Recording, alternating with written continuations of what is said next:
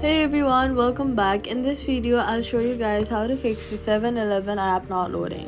First, check your internet connection to ensure that it is fast and stable.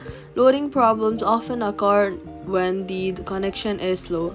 Next, swipe up from the bottom of your screen, look for 7-Eleven, swipe it away, completely closing it. Wait for a few hours and open it again. This refreshes the app and may fix temporary loading issues. Then, restart your device to clear background processes that may be affecting the app.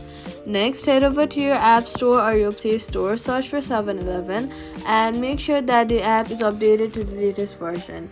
Outdated apps can sometimes get stuck on loading screen. Next, if you're using Android, go to Settings, App, 7-Eleven, Storage, and clear the app's cache. You can also try switching between Wi-Fi and mobile data to see if the problem is related to your network.